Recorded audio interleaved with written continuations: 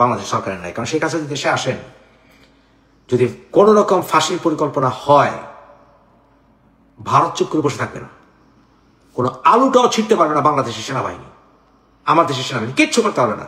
ভারতের 10টা সেনাবাহিনী বাংলাদেশের ভিতরে ঢুকলে কিচ্ছু করতে পারবে না, যতই জেহাদের হুমকি দেখ। এই সকল মোল্লা মৌলবী বেড়ালের মতো পালিয়ে যাবে। আজকে যে বিষয়টা আলোচনা করবো সেটা হচ্ছে শেখ হাসিনা কি আসলেই পালিয়েছেন কিনা। পালানো কাকে বলে?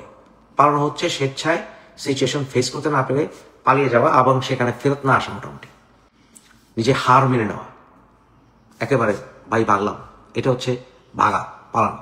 শেখ হাসিনা কি আসলে পালিয়েছিলেন? চলুন সংক্ষেপে আলোচনা করি। শেখ হাসিনার জীবনটা সংক্ষেপে আলোচনা করলেই হয়। শেখ হাসিনার জন্ম হয়েছিল 1947 সালের সেপ্টেম্বরের 28 তারিখ। সেপ্টেম্বরের 28, 1947 সাল। 1947 কি ঘটেছিল? 1947 সালের 14 এবং 15 আগস্ট পাকিস্তান এবং ভারতের জন্মদিন। কারণ দেশ বিভাজন হয়েছিল, প্রথমে পাকিস্তান সৃষ্টি হয়, পূর্ব পাকিস্তান, পশ্চিম পাকিস্তান, তারপরে সৃষ্টি হয় ভারত, রাইট, একদিন পরে। এবং অগাস্টের সেই আশেপাশ সময় থেকে, এখন সেপ্টেম্বর তো বটেই, আমাদের শুধু উপমহাদেশ ইতিহাসে নয়, পৃথিবীর ইতিহাসে সবচাইতে ভয়ঙ্কর ধর্মীয় দাঙ্গা হয়েছিল এই বর্ডারগুলোতে, পাকিস্তান ভারতের বর্ডারগুলোতে ভয়ঙ্কর দাঙ্গা হয়েছিল। সেই দাঙ্গা চলাকালীন সময়ে শেখ হাসিনা জন্ম হয়েছিল সেপ্টেম্বরের 28, 1947 সাল। তা শেখ হাসিনার জন্ম হয়েই উনি ভয়ঙ্কর পরিস্থিতি দেখেছিলেন, চোখ খুলেই ট্রমাতে ওনার জন্য। এবং 1948 থেকে 1952 পর্যন্ত, যখন ওনার বয়স 3 থেকে 5, ওনার আব্বা বঙ্গবন্ধু শেখ মুজিবুর রহমান বহুবার জেলে গিয়েছিলেন। 1948 থেকে 1952, অর্থাৎ যে সময়ে মেয়েরা, ছেলেরা বাবার সাথে খেলাধুলা করে, হাঁটি হাঁটি পাপা শিখে, খাওয়া শিখে, কোলে নিয়ে বাবা সন্তানকে ঘুরে, ওই সময় বঙ্গবন্ধু তার সন্তানদেরকে রেখে উনি জেলে গিয়েছিলেন 1948 থেকে 1952। বাবাকে শেখ হাসিনা পানি নেই শিশু বয়সে। ভাষা আন্দোলনের সময় আমাদের বঙ্গবন্ধু শেখ মুজিবুর রহমান জেলে গিয়েছিলেন, আপনারা জানেন। এরপর আসে 1954 সাল, যুক্তফ্রন্টের সরকার। যুক্তফ্রন্টের সরকারকে যখন পাকিস্তানিরা ভেঙে দেয়, পাকিস্তানের দুঃশাসকরা ভেঙে দেয়, 1954 সালে বঙ্গবন্ধু আবার জেলে চলে যান। 1954 সালে বঙ্গবন্ধু পাবলিক সিকিউরিটি অ্যাক্ট আইনে উনি জেলে চলে যান, আবার গেলেন জেলে। 1954 শেখ মুজিবুর রহমানের কন্যা, বঙ্গবন্ধু তখন কন্যার বয়স কত? শেখ হাসিনার 1954 7 বছর। পিতা আবার জেলে চলে গেছে। বঙ্গবন্ধুর স্ত্রী তার সন্তানদেরকে নিয়ে বুকে করে গিয়ে বঙ্গবন্ধুকে জেলখানায় জেল গেটে দেখা করতে যেতেন। জন্মের পর থেকে বাবা শুধু জেলে আর জেলে, আতঙ্ক আর আতঙ্ক। 52 সালে ভাষা আন্দোলন সারা বাংলায়। এরপর আইয়ুব খানের আমলে 58 থেকে 61, বিশেষ করে 58 থেকে 61 বঙ্গবন্ধু দীর্ঘ সময়ের জন্য জেলে চলে যান। দীর্ঘ সময়ের জন্য বঙ্গবন্ধু জেলে চলে যান। প্রায় 14 মাস বঙ্গবন্ধু জেল হয়। থেমে থেমে থেমে থেমে আবার আসেন বাসায়, আবার ধরে নিয়ে যায়, আসেন বাসায়, আবার ধরে নিয়ে যায়। অর্থাৎ যখন শেখ হাসিনার বয়স 12-13, তার পিতাকে বাসায় এসে এসে ধরে নিয়ে যায়। আতঙ্ক, ট্রমা। আব্বার সঙ্গে খেলছি, আব্বা আমাদের সঙ্গে ডাইনিং টেবিলে খাচ্ছেন, ধরে নিয়ে গেছে বহুবার। 58 থেকে 61 আইয়ুব খানের সময়। এরপর 66 থেকে, ওই যে 6 দফা, 66 থেকে 69 বঙ্গবন্ধুকে 2.5 বছর জেলে থাকতে হয়েছে।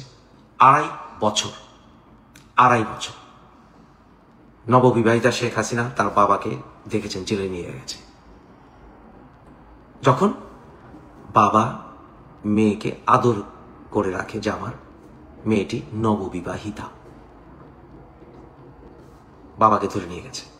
বাবা আন্দোলন করছে, ভাষা নিয়ে আন্দোলন করছেন, জেলের তালা ভাঙবো, শেখ মুজিবকে আনবো। রাষ্ট্রদ্রোহিতা মামলা, বাবার ফাঁসিও যেতে পারে। কত আন্দোলন করছে, কত আসাদ থেকে শুরু করে ফাজলে রব্বি থেকে শুরু করে কতজন মারা গেছেন, কত শিক্ষক মারা গেছেন, কত ছাত্রকে গুলি করে হত্যা করেছে। বঙ্গবন্ধুকে সেই আগরতলা ষড়যন্ত্র মামলায় ঢুকিয়ে দিয়েছে পাকিস্তানিরা। বঙ্গবন্ধুর করলো তখন শেখ হাসিনা, তখন আপনি ডিসলাইক করেন, শেখ হাসিনাকে অনেক সমালোচনা করলেন, কিন্তু যেটা সত্য ওনার জীবনটা কিসের ভিতরে গেছে কথা বলতে হবে। তারপর 1971 সাল যুদ্ধকালীন সময় একটা মেয়ের তার জীবনের সবচাইতে ডেলিকেট সময় কোনটি বলতে পারেন? একটা মেয়ের সবচাইতে ডেলিকেট সময় হচ্ছে সে প্রেগনেন্ট, সবচাইতে ডেলিকেট সময়। এবং এই সময় মেয়েরা যদি ঠিক মতো কেয়ার না পায়, মেয়েদের বাচ্চার পরে জন্ম হওয়ার পরে পোস্ট নেটাল ডিপ্রেশন হতে পারে, সিভিয়ার ডিপ্রেশন। সেই সময় বঙ্গবন্ধুকে নিয়ে গেছে পাকিস্তানে, মেরে ফেলেছে না ফাঁসি দিয়ে দিয়েছে না কি করছে তার পরিবার জানে না। এবং শেখ হাসিনা তার পরিবার সহ আর্মিদের বন্দিতে, রাজবন্দী, কারণ তখন তো বঙ্গবন্ধু তো নেতা, তাকে তো তার পরিবারকে তো বন্দি করে রাখতেই হয়, এবং সে নর্মাল বন্দি না, ক্যান্টনমেন্টে আটকানো ছিলেন। প্রেগনেন্ট সজীব ওয়াজেদ জয়ের জন্ম হয়েছিল এই ক্যান্টনমেন্টের আর্মির ব্যারাকের ভেতরে। ভাবেন তো তার বাবা কোথায়, একটা মেয়ের সবচেয়ে ডেলিকেট সময় যে বাবাকে শুধু রেখে জেলে গেছে দেশের মানুষের জন্য, তার পরিবার চাইতে উনি, আমরা বঙ্গবন্ধু তার পরিবারের চাইতে নিজের দেশকে ভালোবেসেছেন বেশি, যেটা হয়তো শেখ হাসিনাও এতটা করতে পারেন নাই। তার পিতা, আমাদের পিতা আগে, তার পিতা পরে, কারণ বঙ্গবন্ধু আমাদের সবার পিতা, ওনার একার পিতা নয়। কারণ বঙ্গবন্ধু আমাদেরকে সবসময় অগ্রাধিকার দিয়েছেন, সাধারণ জনগণকে, নিজের পরিবারকে না। যাই হোক, উনি বঙ্গবন্ধু জেলে চলে গেছেন, পাকিস্তানিরা ধরে নিয়ে গেছে, কি করেছে কে জানে, চারিদিকে হত্যা করছে বাঙালিদেরকে, শুয়োরের বাচ্চা পাকিস্তানিরা। তখন একটা মেয়ে ওই অবস্থায় বাচ্চা প্রসব করেছে। ভাবেন তো, ভাবেন তার মেন্টালিটিটা কি অবস্থা, কিরকম ট্রমার ভিতরে সে বাচ্চা জন্ম দিয়েছে। What a fighter, what a fight, কি যুদ্ধ করতে হয়েছে তাকে, একটা মেয়েকে, ভেবেছেন কখনো? এরপর 75-এ জার্মানিতে হাজবেন্ড সহ পরিবার সহ হঠাৎ করে ফোন এলো, রিং রিং রিং, দুঃখের সংবাদ, আপনার আব্বা বঙ্গবন্ধু আর নেই, বঙ্গবন্ধুকে হত্যা করা হয়েছে। আম্মা ঠিক আছে, আম্মাকে সামলাও, আপনার আম্মাকে মেরে ফেলেছে। কামাল জামাল, ওদের কি অবস্থা, ওদেরকে মেরে ফেলেছে। ওদের বউটা তো প্রেগনেন্ট ছিল। সরি, আপনার ছোট ভাইদের বোনদের স্ত্রীদেরকেও, নববিবাহিতা স্ত্রীদেরকেও মেরে ফেলেছে। বড় বোন কিন্তু শেখ হাসিনা, ছোট বোন না, বড় বোন। ছোট ভাইয়ের প্রতি আদরটা বেশি থাকে সাধারণত, আমি তাই মনে করি। মেরে ফেলেছে। আচ্ছা, রাসেলকে তো মারবে না, রাসেলকে মারবে না, রাসেলটাকে কে দেখছে? রাসেলকেও মেরে ফেলেছে। এবং তাদের লাশ আপনি দেখতে পাচ্ছেন না, লাশ কোথায় ফেলেছে জানি না, বাবাকে কোথায় রেখেছে, নিয়ে গেছে টঙ্গিপাড়ায়, বাবাকে কোথায় কবর দিয়েছে, যতটুকু জেনেছি টঙ্গিপাড়া নিয়ে যাওয়া হচ্ছে। বাকি পরিবারের সদস্যরা ঢাকায়, বাবার সাথে তাদের পরিবারের সদস্যদেরকেও কবর দেওয়া হলো না। না, পরিবারের সদস্যরাও বঙ্গবন্ধুর পাশে কবর পায়নি আপনার আব্বা। শেখ হাসিনাকে শুনতে হয়েছে শেখ হাসিনাকে। পারবেন সহ্য করতে? শেখ হাসিনা সহ্য করেছেন। এরকম করে যাকে আপনার আছে, আমার নাই ভাই, আমি হলে পাগল হয়ে যেতাম। উনি তো ঠিক আছে। তারপর স্বামীকে সহ আশ্রয় হলো ভারতে। আমি সংক্ষেপে বলছি, গল্পের আকারে বলছি। স্বামীকে নিয়ে আশ্রয় হলো ভারতে। স্বামীটা একটা পাগল, আধা পাগল। কারণ ডক্টর ওয়াজেদ সায়েন্টিস্ট, জিনিয়াস মানুষ, আধা পাগল, মেজাজে ঠিক থাকে না, আধা পাগল। কারণ জিনিয়াসরা আধা পাগলই হয়। যে ডক্টর ওয়াজেদ তো জিনিয়াস, আধা পাগল। শেখ হাসিনাকে অনেক সহ্য করতে হয়েছে এগুলো উদ্ভট আচরণ, বলতে বাধ্য হলাম আজকে। শেখ হাসিনা এই উদ্ভট আচরণ সহ্য করে ভারত ছিলেন। তারপর ভেবেছেন বাবার কবর দেখি নাই, যে দেশের জন্য আমার বাবা জীবন দিল, মা মারা গেল, এতবার জেলে গেল, বাবাকে শুধু জেলেই দেখেছি। কয়দিন বাবাকে দেখেছি? বাবা শুধু বের হয়ে 2 গালে চুমু দিত এই দেশের মানুষের জন্য। সে বাবাকে হত্যা করেছে। কারা হত্যা করেছে? যারা জয় বাংলা নিষিদ্ধ করে জিন্দাবাদের রাজনীতি এনেছে। জয় বাংলা নিষিদ্ধ, অথচ এই জয় বাংলার উপর নির্ভর করে বাঙালির মুক্তি এসেছে ইতিহাসে প্রথম। কারণ এই বাংলার মানুষকে 2000 বছর 33টি বিদেশি পরিবার গোলাম বানিয়ে রেখেছিল। দেখেন, যারা 33টি পরিবার আমাদের শাসন করেছে, কেউই পিওর বাঙালি না। খোঁজে নিয়ে দেখেন কি, আমি সবার ইতিহাস জানি, কেউই পিওর বাঙালি না, কেউ না। এই বর্জ্য বলেন, পাল বলেন, কেউ না। জয় বাংলার উপর নির্ভর করে স্বাধীন হলো দেশটা। সেকুলারিজম হবে, সমাজতন্ত্র হবে, গণতন্ত্র হবে, কিন্তু দেশটা স্বাধীন হওয়ার সাথে সাথে শয়তান কমিউনিস্টরা, বামপন্থীরা, যারা কিনা গণতন্ত্র চায় নাই, তারা তাণ্ডব শুরু করলো, জায়গায় জায়গায় খুন শুরু করলো। তো তাদের জন্য বাকশাল করবে না কি জন্য? ওরা তো গণতন্ত্র চায়নি। ওরাই ষড়যন্ত্র করে জিন্দাবাদের শয়তানরা বঙ্গবন্ধুকে হত্যা করেছে সব পরিবারে। সহ্য করতে পারবেন? তারপর দেশে আসবেন কি আসবেন না? জিয়া বলছে আসেন।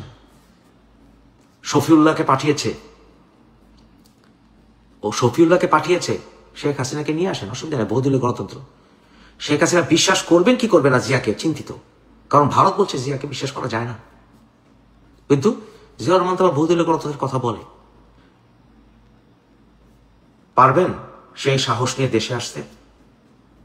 আপনার 14 গোষ্ঠীকে খুন করে ফেলেছে, পারবেন? সেই সেনাবাহিনীর, জিয়াউর রহমানকে আমি ভালোবাসি অনেক কারণে, কিন্তু জিয়াউর রহমান তো সামরিক বাহিনীর লোক। এবং তখন ডালিম, ফারুক, রশিদ, ওদের গোষ্ঠী সব বিভিন্ন এমবেসিতে চাকরি করে, অ্যাম্বাসেডর, দূত হিসাবে, অর্থাৎ পরোক্ষভাবে সরকার আছে তারা। যদিও জিয়াউর রহমান তাদেরকে দেশে আসতে এসে ক্ষমতায় বসাচ্ছে না, কিন্তু তারা পরোক্ষভাবে সরকারের সাথে কানেক্টেড, যারা বঙ্গবন্ধুকে, আপনার পিতাকে হত্যা করেছে। পারবেন দেশে যেতে? শেখ হাসিনা গেছেন দেশে। তারপর জিয়াউর রহমানকে মেরে ফেলেছে দেশে যাওয়ার সাথে সাথে 2 সপ্তাহের ভিতরে। কারা মারল? সিআই জড়িত না র জড়িত? কনফিউশন চারিদিকে।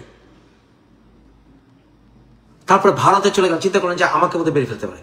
ভারতে যেতে গিয়ে ভারতের বর্ডার আটকানো, হায়, না জেনে আমাকে আবার ঠেলে বাংলাদেশে ঢুকিয়ে দেয়, এবং যারা শেখ জিয়াউর রহমানকে মেরেছে তারা বোধহয় আমাকে মেরে ফেলবে। সহ্য করতে হয়েছে, সহ্য করতে হয়েছে। তারপর বদমাশ এরশাদকে দেখতে হয়েছে, এরশাদকে দেখতে হয়েছে। তারপর নির্বাচন আসা হয়েছে, রাষ্ট্রপতি নির্বাচন হয়নি সুষ্ঠু।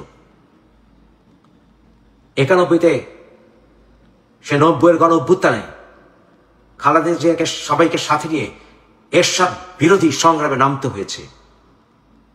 চোখের সামনে নূর হোসেন বলেছিলেন যেও না, কিন্তু নূর হোসেন চোখের সামনে মারা গেল, দেখতে হয়েছে। যে ছেলেটিকে বলল যেও না,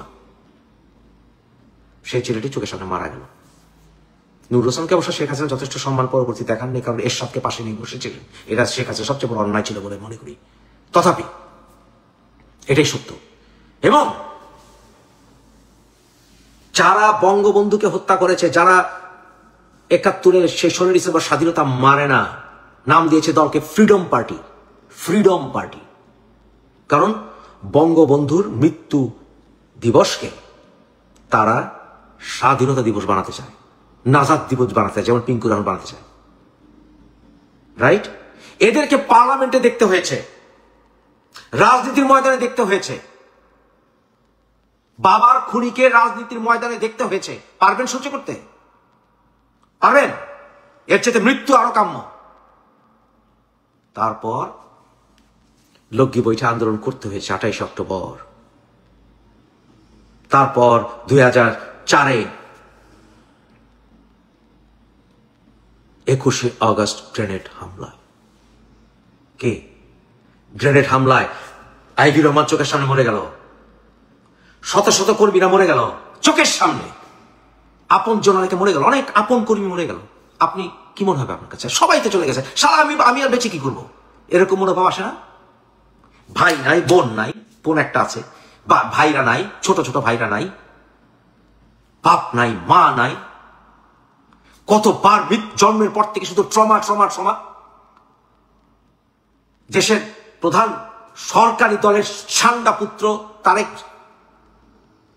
হত্যা করতে চায় আমাকে, আমার দলের কর্মীদেরকে, গণতন্ত্র হত্যা করতে চায়, তাও আবার স্বাধীনতা বিরোধী শক্তিদেরকে, আলিয়াসিন মুজাহিদদেরকে, ওই ইসলামিস্ট জঙ্গিদেরকে, বিকৃত ইসলামের জঙ্গিদেরকে সাথে নিয়ে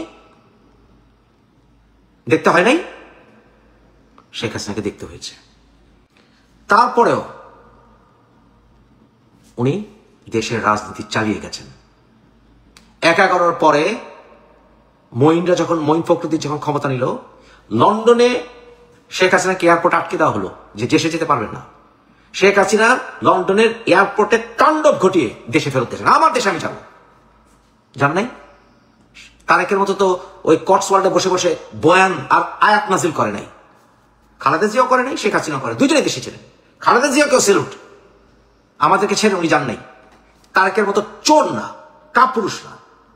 অন্তত এই কথা বলতে হবে শেখ হাসিনাকে। আপনার এত ঘটনা এখন পর্যন্ত বলে ফেলেছি, শেখ হাসিনা সাহস নাই? সত্য কথা বলবেন। আপনি নিজে আপনার শত্রু ভাবেন শেখ হাসিনাকে, শেখ হাসিনার সাহসের প্রশংসা আপনাকে করতেই হবে। আপনার তো সাহস নাই, আমার তো নাই ভাই।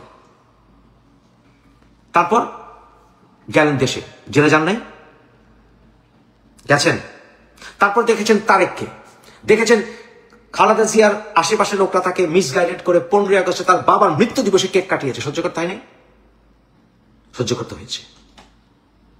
তারপর আরো কিছু বলবো, শুনবেন? বলেন, শুনতে চান? আরো শুনতে চান?